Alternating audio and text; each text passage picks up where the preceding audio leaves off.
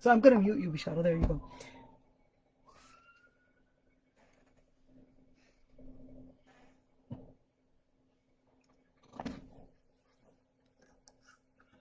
All right, Bismillah ar-Rahman ar-Rahim. Assalamu alaikum wa rahmatullahi wa barakatuh, everyone. Today, we're actually going to talk about probably, I don't know any other issue that is more controversial than this hadith. The controversy doesn't come from the hadith being authentic or not, in which part of it is authentic, but in the interpretation of it. What does it mean in the interpretation of it, and which part of it? Stay tuned to hear what we're talking about. So this hadith عن أبي نجيح العرباض ibn Sariyah. We know about العرباض ibn Sariyah. We're going to talk about him later on, inshallah. رضي الله عنه قال وعظنا رسول الله صلى الله عليه وسلم موعظة وجلت منها القلوب موعظة وجلت منها القلوب وذرفت منها العيون فقلنا يا رسول الله كأنها موعظة مودع فأوصنا قال أوصيكم بتقوى الله عز وجل والسمع والطاعة وإن تأمر عليكم عبد فإنه من يعش منكم فسيرى اختلافا كثيرا فعليكم بسنتي وسنة الخلفاء الراشدين المهديين عضوا عليها بالنواجذ وإياكم ومحدثات الأمور فإن كل محدثة بدعة وكل بدعة ضلالة رواه أبو داود والترمذي وقال حديث حسن صحيح. I'm going to first interpret and explain the hadith. Let me say the literal part of it, and then we'll go in more details with the sharh. Abi Najih al-Arbad ibn Sariyah is one of the Sahaba, and of course, al-Arbad ibn Sariyah, just a quick thing about al-Arbad ibn Sariyah, he was one of Ahl al-Suffa. I'm going to write the name, Ahl al-Suffa. Ahl al-Suffa were the immigrants of the Sahaba, generally, that went and migrated from Mecca to Medina, but really were so poor that they didn't have any place to live except to be in one of the corners of Al-Masjid al-Nabawi, one of the corners of Al-Masjid in which is right next to the Prophet ﷺ. Now, the other part, Ahl al-Suffa, is that with Ahl al-Suffa is that they were in extreme poverty. Ahl al-Suffa were in extreme poverty, and you want to know that the masjid didn't have any ceiling. The ceiling was really logs, and over the logs they'll put all these, I don't know if they're called pallets or what they're really called, but they're basically the palm tree branches and the palm tree leaves, and they would be over that. So they would tie to get the ceiling. They will get the logs, and then they will tie the logs to each other, and then they'll put the palm tree leaves on top, which acts as the ceiling. That was their ceiling. Now, Ahl Sufa, because they were really homeless, they were staying in some area in the masjid, and that's why they barely had any food to eat. They didn't have any jobs, of course, barely had any food, barely had any water to even wash and take showers, and many times they barely even had any clothes. And this is Al-Irbad ibn Sariyah. Al-Irbad ibn Sariyah was one of the Sahaba that were called Al-Bakka'in. Al-Bakka'in, it does not, let me write the word Al-Bakka'in. And what Al-Bakka'in refers to, they were actually a number of Sahaba. And when the ayah was ordering them to go for jihad, and that was the Battle of Tabuk, so they went to the Prophet ﷺ and they said, we don't have any horses, we don't have any weapons. How are we going to be able to go? It's like, we're not going to go, with nothing to fight with. So they started crying, and they were really crying really hard because they're not going to be able to join the army. So that's when the ayah was revealed. not holding them accountable. So the ayah was actually praising them. وَلَا عَلَى الَّذِينَ إِذَا مَا أَتَوْكَ لِتَحْمِلَهُمْ قلت لا أجد ما أحملكم عليه تولوا وأعينهم تفيض من الدمع حزنا ألا يجدوا ما ينفقون. So this is in Surah At-Tawbah when Allah subhanahu wa ta'ala said that He had dismissed those that came to the Prophet ﷺ, and they were asking for any tool or any transportation, any way in order to go and join the army. And the Prophet ﷺ told them, I have nothing to give you to fight with. I have no arms to give you. I have no backs which has backs of animals, which was the way for transportation. And he would tell them, I don't have anything to give you or carry you on. They would turn and they would go away, and their eyes will fill with tears. حزنا ألا يجدوا ما ينفقون. That they would be so sad that they're not going to be able to join because of them not having anything to go with in order to participate in the battle. Al-Irbad ibn Sariya is actually Sulami, so he's Meccan, and he died in the year of 75 Hijriya. 75 Hijriya. Al-Irbad ibn Sariya actually mentions a number of ahadith. Now, it's really important to mention that Al-Irbad ibn Sariya, because he was from Ahl al-Sufa, and remember, so the Prophet ﷺ's rooms were here, and Ahl al-Sufa were pretty much, in the corners of the masjid. So in other words, they were the closest to the Prophet ﷺ. They were the ones that were always having the time right next to the Prophet ﷺ. In other words, you could consider them neighbors to the Prophet ﷺ, and they were the most ones to actually learn. And the most important people from Ahl al-Sufa was actually Abu Hurairah himself. Now, Al-Irbad ibn Sariya, there were a number of stories with Al-Irbad ibn Sariya, but here's one of those stories. He said, وَعَظَنَا رَسُولُ اللَّهِ مَوْعِظَةً وَجِلَتْ مِنْهَا الْقُلُوبِ. So he said that the Prophet ﷺ had given them a maw'idha. A maw'idha is a word. It's like a speech. It's like an oration, but the oration touches your heart. It's a kind oration that touches the heart. مَوْعِظَةً وَجِلَتْ مِنْهَا الْقُلُوبِ. How did they react to this maw'idha? How did they react? They felt the words with their hearts. وَجِلَتْ مِنْهَا الْقُلُوبِ. So the Prophet ﷺ's words and reminding them of everything, their hearts trembled. وَجِلَتْ مِنْهَا الْقُلُوبِ. Their hearts trembled and their eyes were filled with tears. And they said, Ya Rasulullah, كَأَنَّهَا مَوْعِظَةً. They were saying, it's like your maw'idha, كأنها موضع. It's like you're here, trying to bring us close to Allah subhanahu wa ta'ala. You're putting in a spiritual oration here. موعظة مودع. It's like you're about to leave. You're telling us something. It's like you're about to leave. It's not just any type of a speech, but the speech is reflecting that as if you're about to leave. When somebody's on their deathbed and they're like, this is the last word that I'm going to say. This is more like a farewell speech. So they felt that it was like a farewell speech. Now the Prophet ﷺ continues and says, أوصيكم بتقوى الله. I put a will, like I advise you to have taqwa Allah. Taqwa Allah, we're going to comment on that.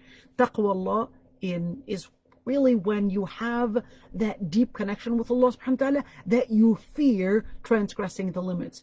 وَالسَّمْعِ وَالطَّاعَةِ. And to listen and obey. وَإِن تَأَمَّرَ عَلَيْكُمْ عَبْدٌ حَبَشِي. Abd. I'm just going to say abd because the hadith here says abd. وَإِن تَأَمَّرَ عَلَيْكُمْ عَبْدٌ. Even if a slave was the one to actually rule over you, even if it's a slave. فَإِنَّهُ مَنْ يَعِشْ. Because, so this is an explanation, مَنْ يَعِشْ مِنْكُمْ فَسَيَرَى اخْتِلَافًا كَثِيرًا. Whoever lives long enough, then for sure or surely they will see lots of variance. I want to focus on that one later on. فَعَلَيْكُمْ بِسُنَّتِي. Then, فَعَلَيْكُمْ بِسُنَّتِي. Then hold on to the Prophet ﷺ, he is saying, the Prophet ﷺ, then hold on to my path. Hold on, فَعَلَيْكُمْ, it's like stick to my path. وَسُنَّةِ الْخُلَفَاءِ الراشدين المهديين من سنة الخلفاء الراشدين المهديين, and the path of the vicegerents, in other words, the later rulers, الراشدين, those that are guided, المهديين, those that are Mahdiyin, meaning that they are also, well, Rashidin, Mahdiyin, they're also guided. عضوا عليها بالنواجذ, so that you hold on to it just like you would hold on to something with your own jaw. It's like you're holding it. It's more like a teeth, like you're holding on to something. You're pulling it. You're sticking to it as if you would hold on to something with your teeth, with your molars, with everything that you could possibly hold something with. وإياكم ومحدثات الأمور, and beware of the innovations, the matters that are innovated, because فإن would mean because every innovation is a bid'ah. It's like something that is invented in the religion. وكل بدعة ضلالة, and every innovation is ضلالة, is a deviance. Every single innovation is a deviation. So therefore, when we look at this hadith, you could see that each and every single one of these is actually a lot to say, really. But this hadith, strange that it happens to be one of the most controversial hadiths of our times.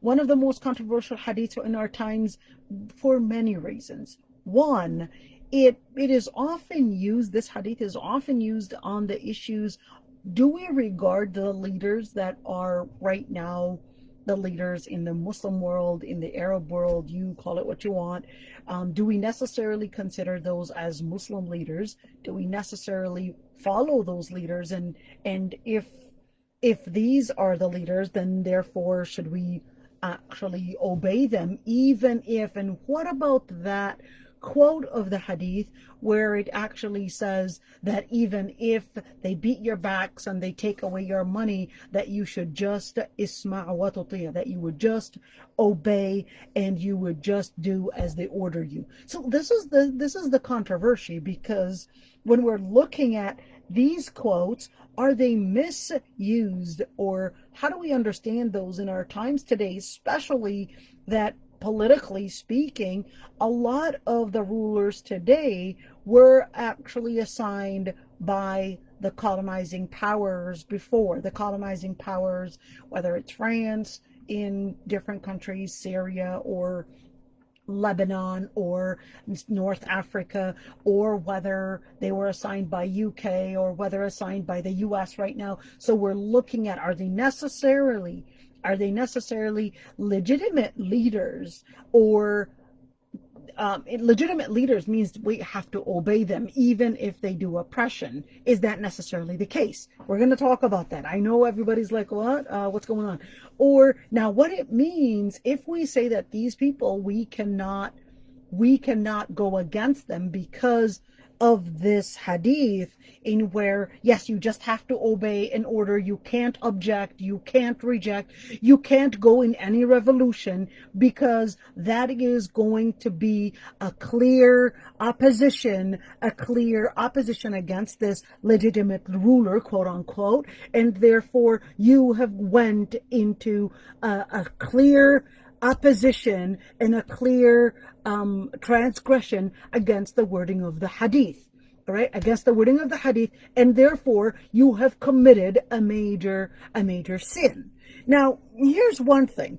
The reason why I say it's very controversial, the reason for the controversy is actually a number of reasons. Number one is that when you look at the hadith, oftentimes there are areas that will, I would say, use and infiltrate or even subsidize certain interpretations, because of course those leaders, well, they're in those positions, and therefore they would want a certain interpretation, a religious interpretation or a religious decree, to basically not question them for their positions or not question them with anything that they do wrong. It feels very comforting for any leader to just do as they please. And of course, it would look very, very assuring when we would get a religious leader confirming and affirming that what I'm doing is actually allowed, and it is my ijtihad, and that I would be the sole person to make the rule, and that if anybody goes against me, that they are here being disrespectful and therefore against God. Now, this is really dangerous to say. This is really dangerous to say, but we're going to talk about each and every single one of these. Okay, that's why I called it the most controversial hadith. But just hold on. وعظنا رسول الله موعظة. We're going to take one piece at a time. وعظنا رسول الله صلى الله عليه وسلم موعظة. موعظة is a word of like a kind word. It's a spiritual word where the Prophet ﷺ is actually advising the Sahaba. He's actually, this is really important, that the Prophet ﷺ did actually use this maw'idha, or use the form of maw'idha very many times. And the reason why he was doing maw'idha was really to help the Muslims always connect with the Quran. And it's really important to mention that the Prophet ﷺ, even when he would do the maw'idha, the Prophet ﷺ would always, there are times where the maw'idha itself, there would يتخللها. It's like there would be times where the Prophet ﷺ would actually ساعة وساعة, he would give them an hour of maw'idha and an hour where he's discussing their dunya, they're discussing their matters, etc. Now, to get into أوصيكم بتقوى الله, that's the موعظة مودع فأوصنا. So it's part of the sunnah that when there's a leader, take the moment to learn from the leader. And the most important leader that you would want to focus on is the spiritual leader, is the leader that has two things. Number one is the ilm. That's the first thing you want to look at, is the ilm. But having ilm, and this is really important, be careful with this one. Having ilm does not necessarily mean that the person is acting based on the ilm that they learned. You can have somebody that is a hafiz, somebody with ijazat, somebody that has PhDs in Islamic studies, etc. But then the ilm is more of something that's in a box. But that's why the other side of it is that you want to see somebody that has taqwa Allah, somebody that has taqwa, that is God-fearing, that is Allah subhanahu wa ta'ala, considerate of what the duties that Allah subhanahu wa ta'ala had ordered him with. And the other part that you want to focus on, which is part of taqwa Allah, is that their akhlaq. Their akhlaq, the akhlaq, the morals that they follow. And the most important akhlaq to find in any scholar is none other but التواضع. التواضع, humility. Why?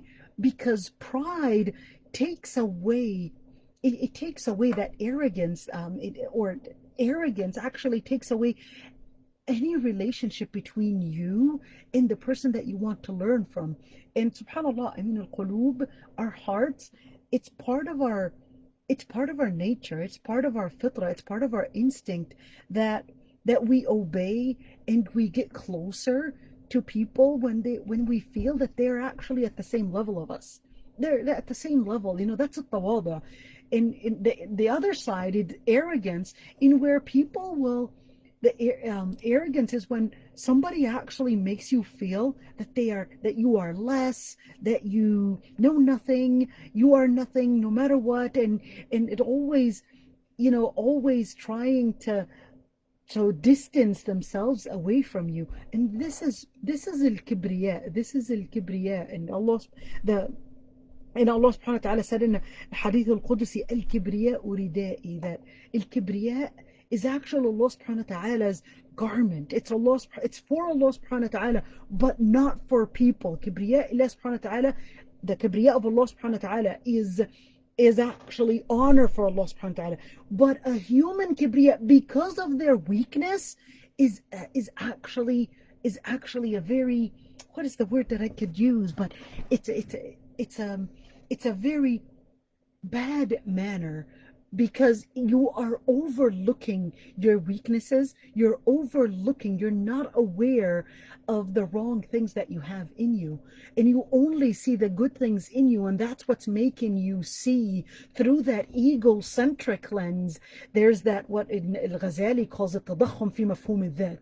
It's like a tadakhum where you're exaggerating that, you're exaggerating your own self, you're exaggerating who you really are, by not seeing that you are as human as can be. Even if you were good in something, it doesn't necessarily make you having the right, it doesn't give you the right to see others as nothing. And that's why on Yawm al-Qiyamah, those that have kibriya are going to be resurrected and gathered in Yawm al-Hashr as dust, as tiny as dust.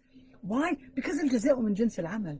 الجزاء من جنس العمل, meaning that the punishment is going to be from the same type. You actually thought you were bigger than everybody. You focused on yourself, and you thought you were worth more than anyone. You only looked at the good things that you had, and you thought that you were the cause, and you were the reason for all these good things, and you thought that no one was worth your worth, because it was only because of you. And then you saw others as nothing. So now on Judgment Day, these people will be gathered as nothing, as dust, as the hadith calls it, as nothing. And now they're gathered as dust. Why? Because of the way that they used to react. Now, when we look at the hadith, أوصيكم بتقوى الله, أوصيكم بتقوى الله, this is part of something that, two things that we need to learn. That whenever you want to give a tawsiyah, whenever you want to give a will, the first thing that you want to give the will for, which is their connection with Allah subhanahu wa ta'ala. This is the number one priority. What is their connection with Allah subhanahu wa ta'ala? How do they understand their connection with Allah subhanahu wa ta'ala? And that's why when you look at even the ayat, Allah subhanahu wa ta'ala says, وَلَقَدْ وَصَّيْنَا الَّذِينَ أُوتُوا الْكِتَابَ مِنْ قَبْلِكُمْ وَإِيَّاكُمْ أَنِ اتَّقُوا اللَّهِ. Even Allah subhanahu wa ta'ala says, وَلَقَدْ وَصَّيْنَا الَّذِينَ أُوتُوا الْكِتَابَ, and we have made it as a will, the main will, those that were given the book, مِنْ قَبْلِكُمْ, before you, وَإِيَّاكُمْ, and you as well, أَنِ اتَّقُوا اللَّهِ, to have taqwa in Allah subhanahu wa ta'ala. So what is taqwa? Taqwa, I'm going to erase this right here. So taqwa is actually طاعة الله بامتثال أمره واجتناب نهيه. Now, what does that mean? It's actually doing two things. It's actually obeying Allah subhanahu wa ta'ala with what He ordered. So here we go. It's obeying Allah subhanahu wa ta'ala with what He ordered. So in the orders. And of course, two, it's leaving what He had forbid. It's two sides. And this actually comes with the word Rashid. The word Rashid, remember, that Allah subhanahu wa ta'ala actually said in Surah Al-Hujurat, where Allah subhanahu wa ta'ala actually tells us that those that are Rashideen, who are they? And Allah subhanahu wa ta'ala actually says, وَلَكِنَّ اللَّهَ حَبَّبَ إِلَيْكُمُ الْإِيمَانَ وَزَيَّنَهُ فِي قُلُوبِكُمْ وَكَرَّهَ إِلَيْكُمُ الْكُفْرَ وَالْفُسُوقَ وَالْعِصْيَانَ. The ayah then completes it saying, أُولَئِكَ هُمُ الرَّاشِدُونَ فَضْلًا مِنَ اللَّهِ وَنِعْمَةً. What does that mean? That this is actually the best. Wa alaykum assalam wa rahmatullah. This is the best fadl. This is the best blessing that Allah subhanahu wa ta'ala that you can get from Allah subhanahu wa ta'ala. Now, I want you to focus on that one, because the ayah says, وَلَكِنَّ اللَّهَ حَبَّبَ إِلَيْكُمُ الْإِيمَانَ, that Allah subhanahu wa ta'ala has beautified or has made it beautiful to you. It's just like a sensing on the inside. الْإِيمَانِ وَزَيَّنَهُ فِي قُلُوبِكُمْ, beautified al-Iman. And subhanallah, ya Allah, this is so beautiful. One thing is that you could see that some people, they just are religious from their early childhood. They just love Allah subhanahu wa ta'ala from their early childhood. they actually have that connection with Allah subhanahu wa ta'ala from early childhood, where they're religious. They're بطبيعتهم. They're, it's part of their nature that they always are religious. And this is not because of you necessarily, but this is also فضلا من الله ونعمة. It's actually from the blessings of Allah subhanahu wa ta'ala. حبب إليكم الإيمان, that it's Allah subhanahu wa ta'ala that made it something that is favorable to you. حبب إليكم, it's like made it favorable to you. You liked it. You preferred it over anything else. What? Al-Iman. Not only did you prefer al-Iman over any other path, but زينه في قلوبكم, and you saw it as the most beautiful thing. You saw it as the most beautiful thing. You saw it as something that is so dear to you.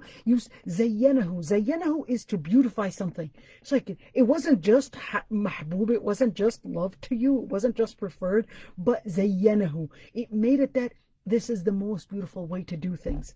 SubhanAllah, I used to see, and I still see, yes, rarely, young boys and young girls that from early age, they just want to be close to Allah subhanahu wa ta'ala, doing the sunnah, making salam, making siyam, or even their hijab, etc. From early young age, you could see that they're just drawn to it. وَزَيَّنَهُ فِي قُلُوبِكُمْ. زَيَّنَهُ فِي قُلُوبِكُم. It's like it's even beautified in your hearts. وَكَرَّهَ إِلَيْكُمْ. And this is the second segment. So in the beginning, حَبَّبَ إِلَيْكُمْ الْإِيمَانِ. الإيمان, where there's the iman in taqwa. زَيَّنَهُ فِي قُلُوبِكُم. The fara'id, this is the fara'id. And then زَيَّنَهُ فِي قُلُوبِكُم. Then you engage in sunnah because you enjoy al-iman, you enjoy the obligations that Allah subhanahu wa ta'ala obligated you with, that you are not only wanting to do the fard, but you go زَيَّنَهُ فِي قُلُوبِكُم. You even want to go further, and you want to do the sunnah. You want to stick to it. وَكَرَّهَ إِلَيْكُمُ الْكُفْرَ وَالْفُسُوقَ وَالْعِصْيَانَ. Now this is the other side. This is Surah Al-Hujurat, whoever wants to follow it.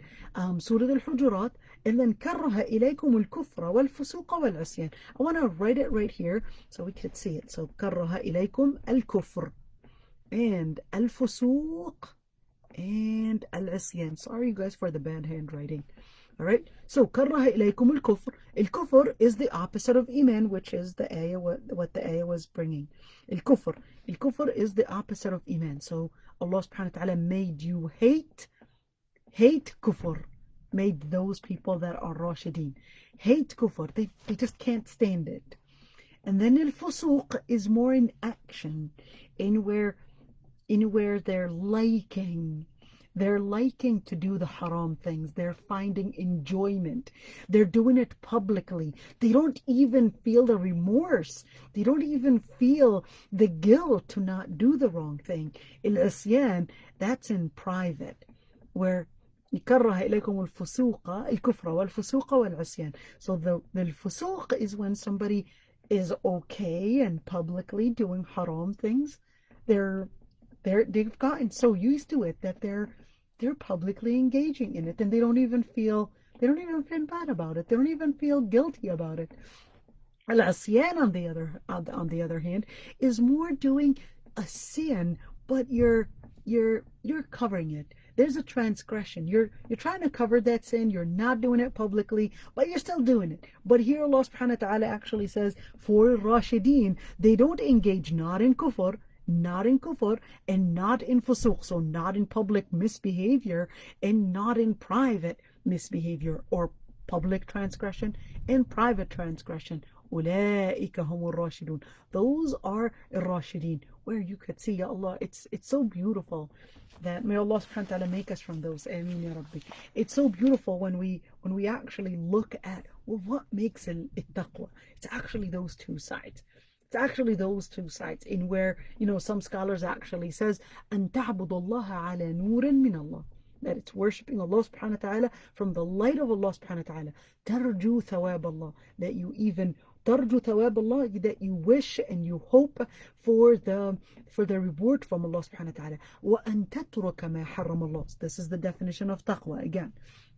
That you worship Allah subhanahu wa ta'ala on light, you seek Allah subhanahu wa ta'ala's reward, and you leave what Allah subhanahu wa ta'ala had forbid you to do, And what do you leave it based on? You leave it based on light from Allah subhanahu wa ta'ala because you fear that Allah subhanahu wa ta'ala will punish.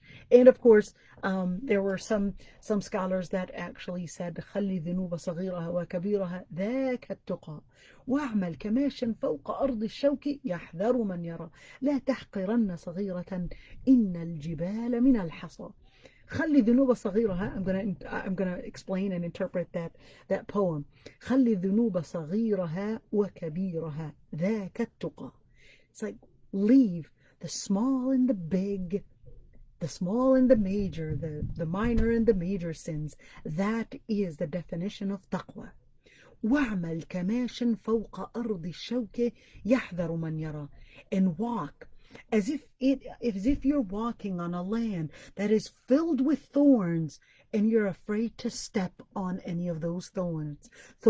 لا تحقرن صغيرة إن الجبال من الحصى.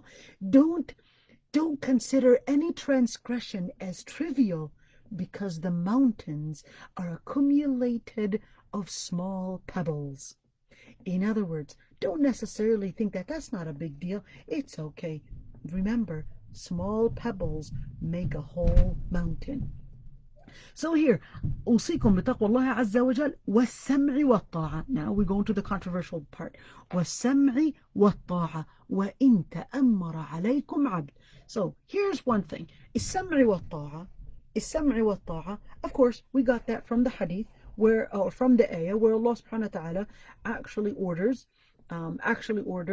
that one would obey Allah subhanahu wa ta'ala, and of course obey Allah subhanahu wa ta'ala, obey the Prophet ﷺ, and then obey the leader that is actually responsible and taken over.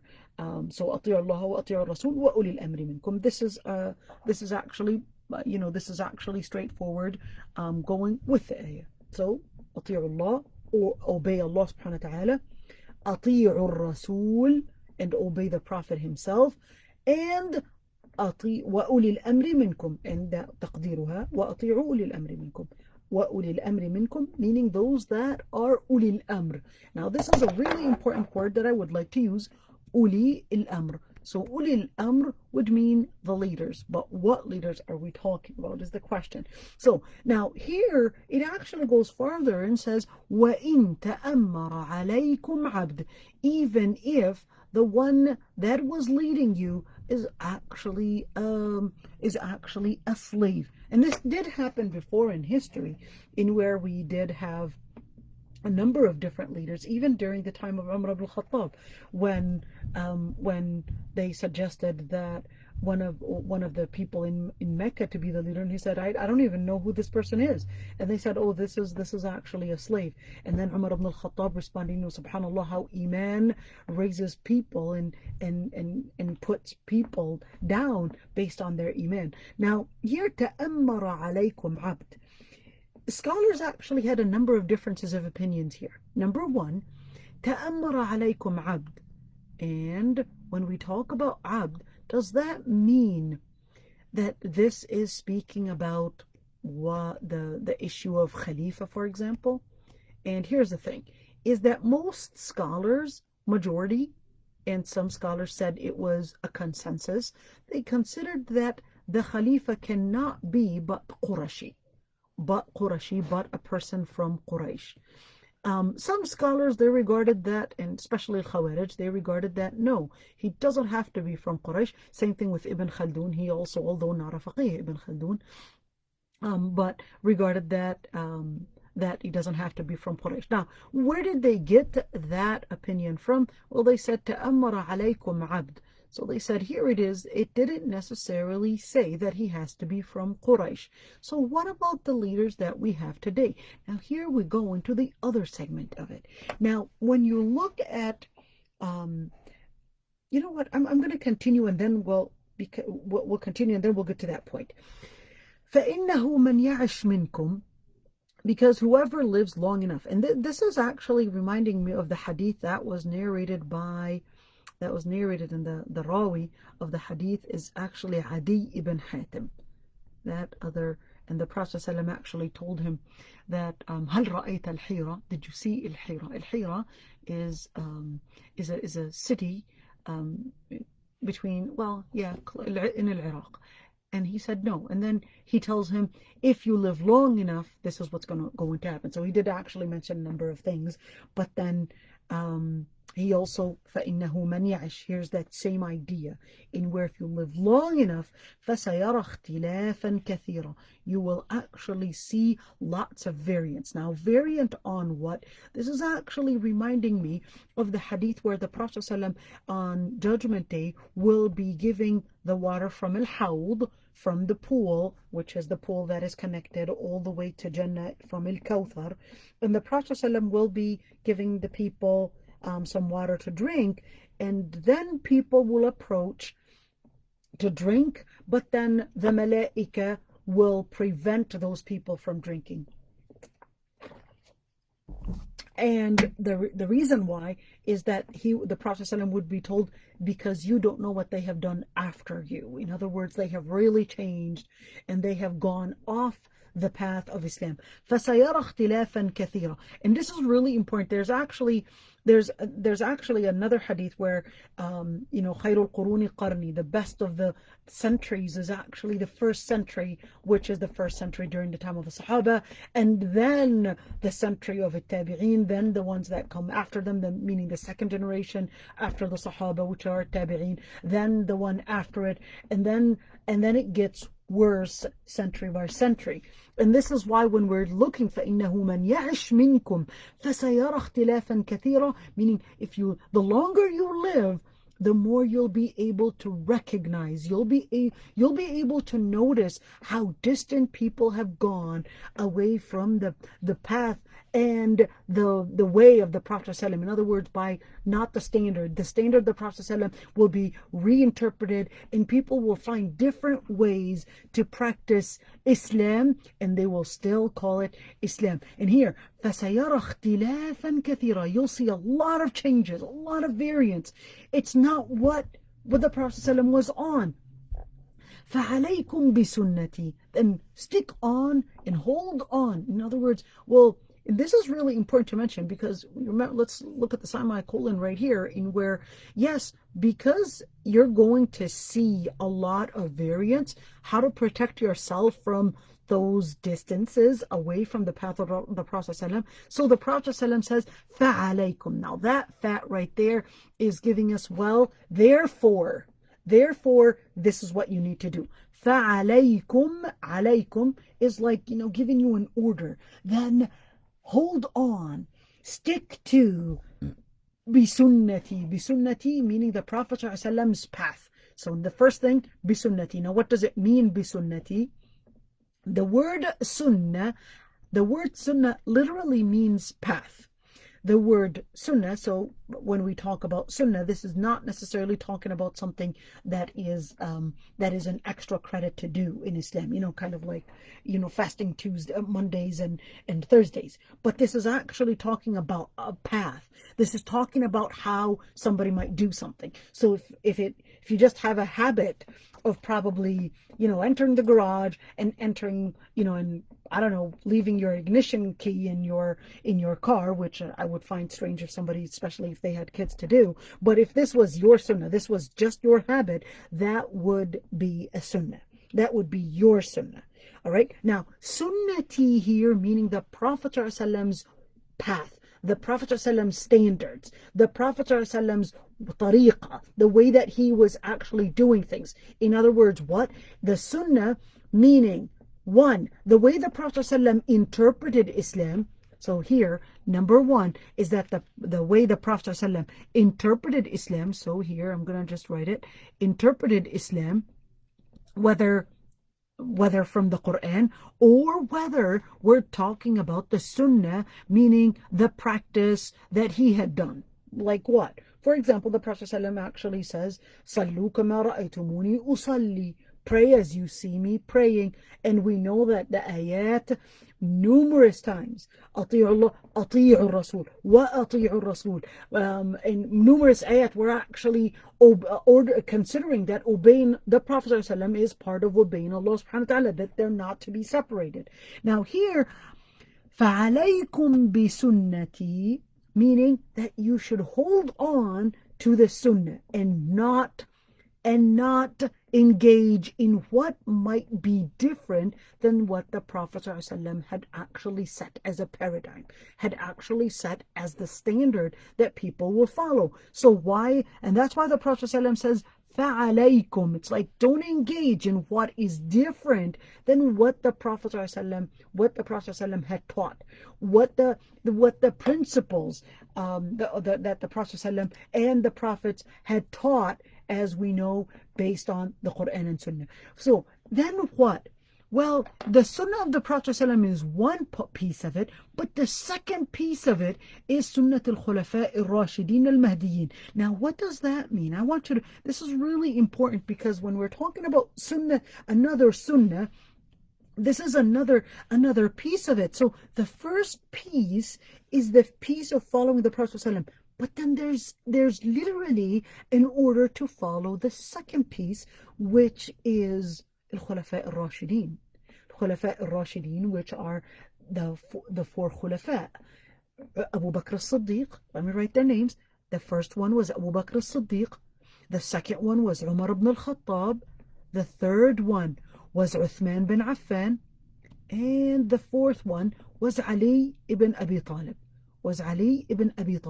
And I want you to look at these four names right there, and these four names right here, Abu Bakr as-Siddiq, Umar ibn al-Khattab, etc. We could see that they were actually the ones to follow and be very, very considerate in following the words of the Prophet ﷺ and the path. And we could see, what about Abu Bakr as-Siddiq and Ali ibn Abi Talib? So we're gonna go and actually see a number of hadith that relate to Abu Bakr as-Siddiq, for example, in where there's one of the stories in where a woman came to the Prophet ﷺ, and she told the Prophet ﷺ, I didn't find you. She came to inquire about something, and she said, I didn't find you. So he told her, if you, in other words, if you don't find me, go to Abu Bakr as-Siddiq. And here you could see that he told her to go to Abu Bakr as-Siddiq. And then, وَقَالَ يَأْبَى اللَّهُ وَرَسُولُهُ وَالْمُؤْمِنُونَ إِلَّا أَبَا بَكْرٍ. That the Prophet ﷺ actually says that Allah and His Messenger and al-Mu'minun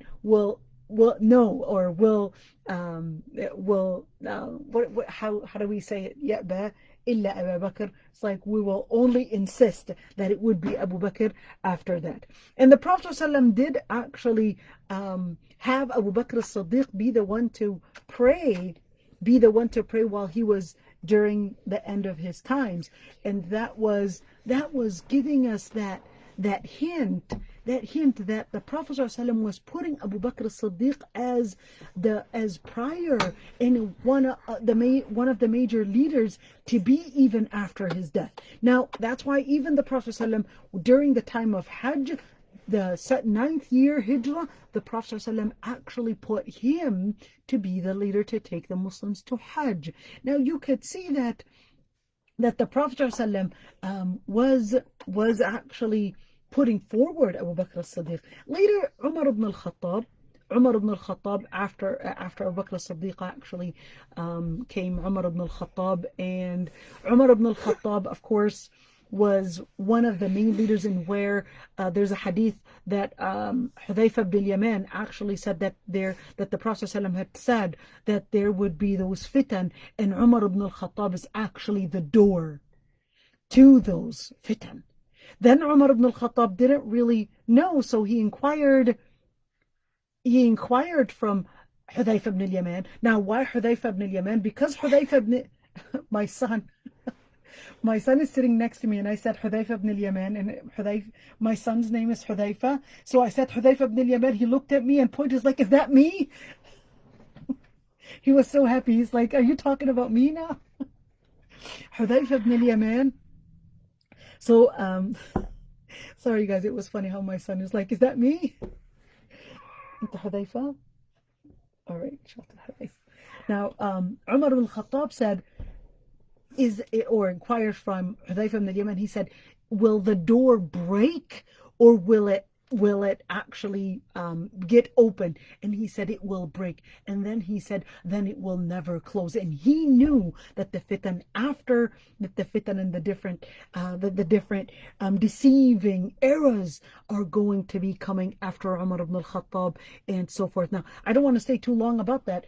And of course, and Ali ibn Abi Talib and Uthman bin Affan and what happened after them, that's a really long story to say. But here you could see Rashidin. I explained Rushd and Mahdiyin.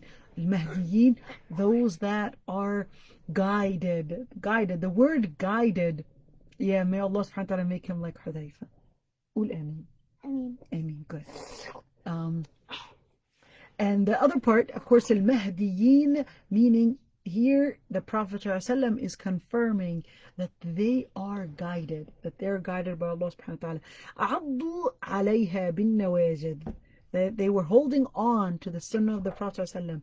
وَإِيَّاكُمْ عَضُّوا عَلَيْهَا بِالنَّوَاجِدِ. You also stick on to. And there's another hadith where Hudayfa ibn al-Yaman, the Prophet ﷺ actually tells him, and this is one of the scariest hadith, where Hudayfa ibn al-Yaman actually asked the Prophet ﷺ, what should I do if all the world and everything changes around us? And then he responds, hold on bi sunnati, hold on to the book of Allah subhanahu wa ta'ala and the sunnah, and stick with the general group of Muslims, in other words, the majority of the Muslims. And he says, what if the majority of the Muslims are actually deviated themselves? And he said to go back to also hold on and stay firm in connection with the book of Allah subhanahu wa ta'ala and the sunnah. وَإِيَّاكُمْ وَمُحْدَثَاتِ الْأُمُورِ. إِيَّاكُم is a word where it's actually telling you, and beware مُحْدَثَاتِ الْأُمُورِ, the matters that are innovated. What is a muhdathat? Al-muhdathat would mean anything that is innovated, anything that is new, anything that is new, anything that is not from the teachings of the Prophet ﷺ, something that was interpreted, it's a new interpretation, it's something that is a new paradigm. And this is the scariest times that we're living in today. Throughout history, we know that there were the Khawarij, there were Mu'tazila, there were so many different groups. But in our times today, the progressive Islam, or so-called progressive Islam, is right now put, there's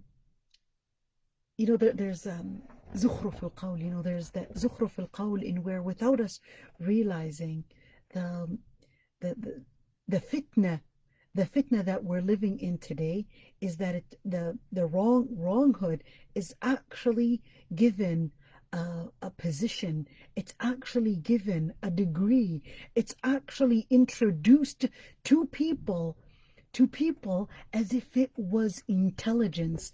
Allah subhanahu wa ta'ala says, وَكَذَلِكَ جَعَلْنَا لِكُلِّ نَبِيٍّ عَدُوًّا شَيَاطِينَ الْإِنسِ وَالْجِنِّ يُوحِي بَعْضُهُمْ إِلَى بَعْضٍ زُخْرُفَ الْقَوْلِ غُرُورًا وَلَوْ شَاءَ رَبُّكَ مَا فَعَلُوهُ فَذَرْهُمْ وَمَا يَفْتَرُونَ. If you look at that ayah, that he says, وَكَذَلِكَ جَعَلْنَا لِكُلِّ نَبِيٍّ, every single, the story, when it says وَكَذَلِكَ, it's like, well, this is the same exact story. It's the story that repeats itself once again and again and again, and it will still continue. جَعَلْنَا لِكُلِّ نَبِيٍّ عَدُوًّا. Every single prophet had an enemy from the shayateen, al-ins wal-jinn. Shayateen, they were devils. From shayateen, from al-ins, from the humans, and even from al-jinn. Notice that the shayateen al-ins were actually mentioned before, because they are even more dangerous. But here's the method that will be used. يوحي بعضهم إلى بعض. يوحي, الإيحاء is a fast message. It's a hidden message. It's an insinuation, if you want to say. يوحي بعضهم إلى بعض زخرف القول. They will teach one another. They will inspire one another. زخرف القول. With words that are very beautified, words that are muzakhrafa, words that are seeming like it is so eloquent. Zukhruf al-qawl. It will appear like it is very smart, like it has such a beauty. And this is the time that we're living in today. And when you look at Zukhruf al-qawl, throughout the different ages, there was no worse time of Zukhruf al-qawl than the era of postmodernism today, that where it is based on narrative, it is based on complete infisal, the complete exacerbation from logic, and considering that logic is a form of deviance. But when you're talking about that relativism, and you're talking about this type of narrative, is exactly what Zukhruf al-Qawl is, in where إِيَّاكُمْ وَمُحْدَثَاتِ الْأُمُورِ. And what we're dealing with today is that we're getting a lot of Muslims actually adopt from the different ideologies and the different philosophies from postmodernism and from LGBT, and you name those different groups, feminism, and you name those groups, and they'll be there, and they'll have their departments, and they'll have their philosophy, and they'll have their textbooks, huge textbooks. And in the end is that the Prophet ﷺ says, إِيَّاكُمْ وَمُحْدَثَاتِ الْأُمُورِ. Beware of those new interpretations. Beware of those innovations that will come by, and you don't realize them. فَإِنَّ كُلَّ مُحْدَثَةٍ بِدْعَةٍ. Because every single new interpretation in the deen, every single new thing that was not done or interpreted by the Prophet ﷺ in the ahadith, or even in the Quran, of course, or even by the Sahaba and the Khulafa al-Rashideen, then be sure and be in full confidence that this is not Islam. وَكُلَّ بِدْعَةٍ ضَلَالَةٍ. Because every single innovation is a deviation. When we look at innovation and deviation, this actually takes me to the other hadith where the Prophet ﷺ drew a line and then drew many lines. In these lines, the Prophet ﷺ said, this is the path to Allah subhanahu wa ta'ala, and all these paths lead to shaitan, and these are paths of shaitan. Now I want you to look at this. If you look at this axis right here, you've got the axis, and you look at these inclines, and you could see that the farther you go, right? The farther you go, the more you will realize how distant it is. But in the beginning, you may not realize it. In the beginning, you will just see. Let's do it again. In the beginning, you will just see, well, that's really close. It doesn't appear so different. It doesn't appear so distant. But it isn't until long you will notice that this has taken you away and away from the main axis. And that's when you will actually realize. But by then it may be too late to realize that. Now I want to go for the other topic that we were really talking about, the controversial part, in which is, where Allah subhanahu wa ta'ala says, Ya ayyuha alladhina amanu ati'u Allah wa ati'u ar-rasul wa ulil amri minkum. Of course, we talked about that, but where is the controversial part? The controversial part is when there is a hadith where, and this hadith isn't Sahih Muslim, by the way, so pay attention to this one. So, اسمع وأطع, اسمع وأطع, وإن ضرب ظهرك وأخذ مالك. اسمع وأطع, obey or listen and obey. Even if they, in other words, ضرب ظهرك means that they spank you, or they flog you on your back, or they take your money. Now, there's the other part, وَإِن تَأَمَّرَ عَلَيْكُمْ عَبْدٌ. And even if even if a abd, even if it was, and there's another narration, وَإِن تَأَمَّرَ عَلَيْكُمْ عَبْدٌ حَبَشِيٌّ. Now the scholars actually had differences of opinions, and this is not modern, okay? Yes, this hadith is mentioned in Sahih Muslim, but the part where وَإِن أَخَذَ, the part where it talks about اسمع وأطع وإن ضرب ظهرك وأخذ مالك, that part of it, الدارقطني did actually regard it, although it's in Sahih Muslim, did actually regard it that it is not as authentic, that it contains a illah and is not found in more authentic narrations. So this is the first part of it. The first part of it, in that part, that which is وَإِن ضَرَبَ ظَهْرَكَ وَأَخَذَ مَالَكَ. I'm just gonna comment on this hadith. So ضَرَبَ ظَهْرَكَ, so even if they beat you and flog you on your back, ضرب ظهرك and أخذ مالك. ضرب ظهرك and أخذ مالك. All right. So again, this one, a number of different controversies actually happen. Number one is الدارقطني actually regarded, sorry, but my pen doesn't want to write. الدارقطني regarded that this part of it, although mentioned in Sahih Muslim, is actually having a illah, meaning that it's not as authentic as the rest of this segment of it, at least, is not as authentic as the other parts of the hadith.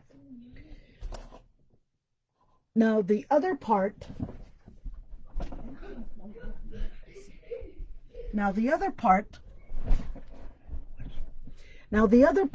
is where the other interpretation, so ضرب ظهرك أخذ مالك. In Islam in general, you're supposed to fight for justice. We know that as a general rule. What if the person that was committing an injustice was actually the leader himself? In other words, the leader himself was causing the injustice, taking people's wealth, beating people, imprisoning people, all those different things. That's where there's the other interpretation. The other interpretation, ضرب ظهرك بحق, that he flogged your back. What is flogging? Let's say somebody committed zina, and they were flogged because they had committed zina. أخذ مالك, took your wealth, whether it's took your wealth, and again, بحق. Why did we say bihaq? Because there is another hadith where the Prophet ﷺ, when the Sahabi asked, well, what if somebody fights me to take my money? And then the Prophet ﷺ said to fight back. But then the Prophet ﷺ was asked, well, what if, I would get killed trying to bring and take back my money? So the Prophet ﷺ tells him that you would be a shaheed. Well, regardless of who that person is at the end of the day, is that you are supposed to fight off injustice. Regardless of who the person is, fighting off injustice is actually part of Islam.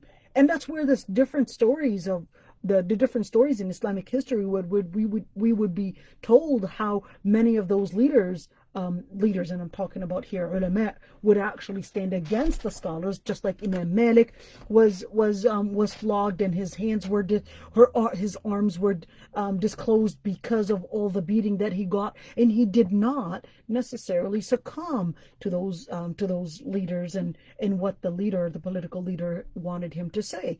But in the end is that ضرب ظهرك بحق, so he flogged you because you had a reason why you were to be flogged. There was a reason, such as you committing zina. There was this government order because you had committed something that requires that you would be flogged. Now the other part was أخذ مالك, you took your money to pay off bihaq, because there is certain wealth that the government has the right to take from you, just like zakah, or just like al-kharaj, etc. Well, kharaj from non-Muslims, but would have the right to take zakah. So here, this is talking about bihaq. Now, here's one thing that the other people might respond, is where if you're going to say bihaq, well, who would disagree that somebody is supposed to be defending their rights? But this, they will say, this is actually talking about not fighting. So this is an exception. This is an exception. This is the response somebody might give us. This is an exception in where when it's a ruler, that's different than a random person on the street. When it's a ruler, fighting the ruler might cause chaos in the community and in the Muslim unity, and may cause disunity, and then the impact later on might cause lots of bloodshed because you were trying to revolute, or trying to go into a revolution against the leader, and this is going to cause a lot of divisions. So the thing is that the other question that actually comes up is, well, are the leaders that are to be followed, what types of leaders are we actually talking about? So number one is that the leaders are to be followed on three different matters. Number one is that you've got a leader that is already ruling by the rule of Allah subhanahu wa ta'ala. In other words, because the ayah says, أطيعوا الله وأطيعوا الرسول وأولي الأمر منكم. So in other words, if these leaders are not following what Allah subhanahu wa ta'ala is ordering, or what the Prophet ﷺ is ordering, then there's no ta'ah for that ulil amr, because they're not even applying the words of Allah subhanahu wa ta'ala, or even the Prophet ﷺ. So ulil amr, their ta'ah would be when they actually apply and actually follow the rules of Allah subhanahu wa ta'ala and His Messenger. So now, in other words, ta'at al-wali al-amr, the obeying that leader, is actually dependent on them obeying Allah subhanahu wa ta'ala and His Messenger. Now, the other segment is that why is it to obey them as part of obeying Allah subhanahu wa ta'ala? Well, because remember, if that wali, لا طاعة لمخلوق في معصية الخالق, if that leader, you don't obey anybody that orders you to do what is haram. So when we're talking about don't obey anybody in doing what is haram, what if that leader is actually enforcing? And this is really important. There's a difference between somebody committing a haram thing, all right? Because the Prophet ﷺ actually said, صَلُّوا خَلْفَ كُلِّ بَرٍّ وَفَاجِرٍ, pray behind every single person, whether they are bar, whether they are obedient to Allah subhanahu wa ta'ala, or whether they are fajr, or whether they are people that are disobedient to Allah subhanahu wa ta'ala. This is not relating. Now where the discussion is not relating whether we should follow a leader that is obedient to Allah subhanahu wa ta'ala or not obedient. This is actually discussing a leader now, and all the leaders right now in the Muslim countries are actually forcing and enforcing laws that are against Islam. Take, for example, in Tunisia, in where the leader, Sipsi, literally said that about polygamy, that it literally said that it's supposed to be illegal, and literally said, for example, that al-mirath, or inheritance, should be equal, etc. In other words, totally and literally went against Islam. Or even Bourguiba, where he actually enforced the law to take off the hijab and not to wear hijab, and made it illegal, enforced the law. And this is talking about Tunisian example, and this is right now happening in so many different countries, in where those that will actually ask that to return to Allah subhanahu wa ta'ala are actually imprisoned. So without naming a specific country, this is all the countries right now. You go to the masjid, you put on a lihya, you wear a hijab, you wear a niqab, you will be attacked, and there's a very high chance that you will be put in prisons. So all those countries, without excluding not one country, is actually on the same path. Now, when you look at لا طاعة لمخلوق في معصية الخالق, this is not talking about somebody that is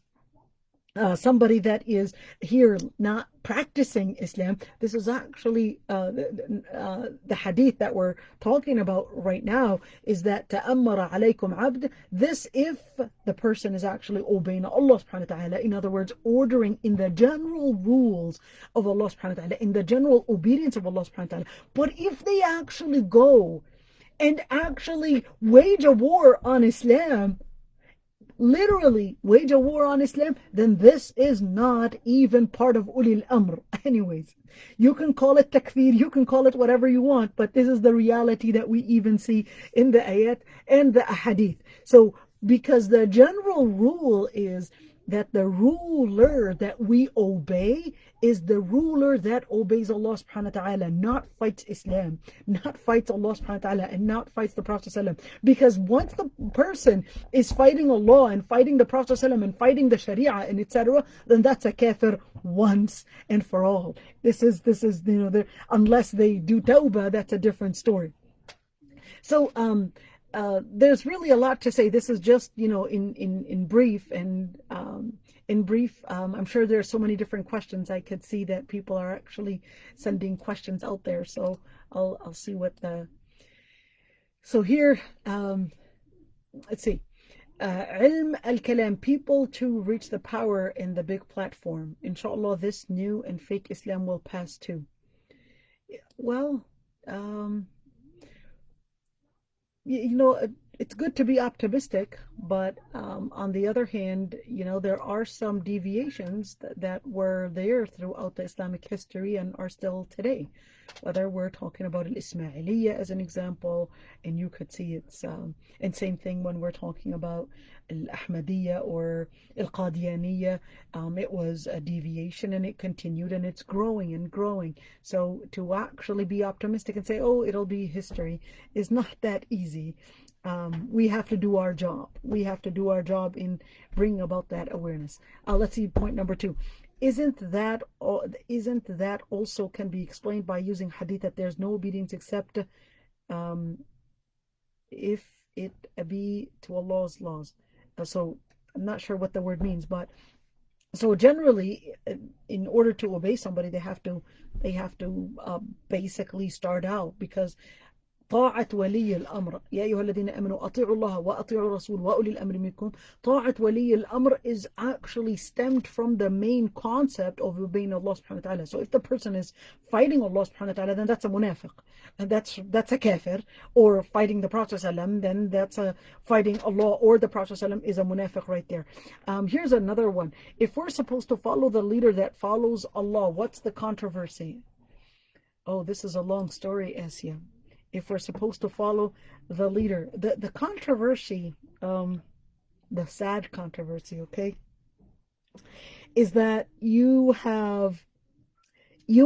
having leaders right now that are literally buying scholars to confirm that they should not be objected and that they are leaders of Allah subhanahu wa ta'ala, and that anybody objecting those leaders is actually objecting Allah subhanahu wa ta'ala. So look at right now where injustices are committed, and then you could buy a scholar and you could raise that scholar on a pedestal, and that scholar will then be the person to say that doing certain agreements with certain oppressing countries or committing those injustices, that it is actually part of Islam, and that fighting against those injustices is actually haram and is against Islam. You will have people that actually have studied Islam, that have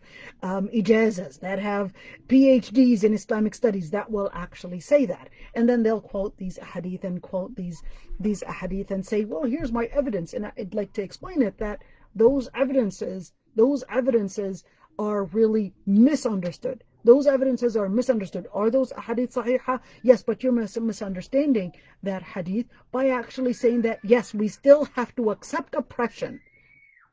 If we're supposed to accept oppression in the name of the deen, then what is the whole idea of Islam actually sending justice for? What is the whole idea of Islam sending justice for? The whole idea of fighting off injustices is the main core of Islam. That's the whole idea. So right now, to put that labus, to actually put that covering and say that Islam tells you to accept an injustice and that fighting injustice is haram, That's where the problem lies. And guess what? There are those people that will tell you to fight off that injustice is against Islam. So you will have people that are literally fighting, literally carrying arms, supporting people like Haftar in Libya, just to support that you cannot fight that so-called hakim mutaghallib, so-called that ruler that has come into power. But what if that leader is actually ruling by other than the rules of Allah subhanahu wa ta'ala? Is that person necessarily going to be deserving our obedience? Are we supposed to be accepting injustices? And in what? In the name of deen? That's a bid'ah.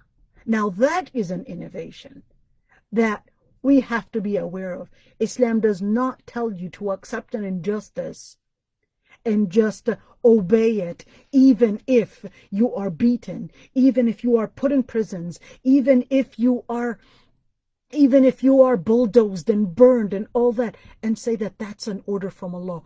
Allah subhanahu wa ta'ala orders you to fight injustice, not live it as if it was some kind of a religious duty. This Gnosticism, this type of Catholic type of acceptance and this type of Christian where if somebody slaps you on your right side, then turn the left onto them, is not Islam. Is not Islam whatsoever. But then you will find people that will convince you that this is what you're supposed to be accepting, that in injustice, if you will get a sheikh that will tell you that an injustice is, and I know that, trust me, this video that I'm doing right now, I know that there's going to be a lot of so-called, madkhali and all those different people that will be, right now using this video specifically just to attack and actually call me takfiri and all these different things. Call whatever you want. Il-haq haq.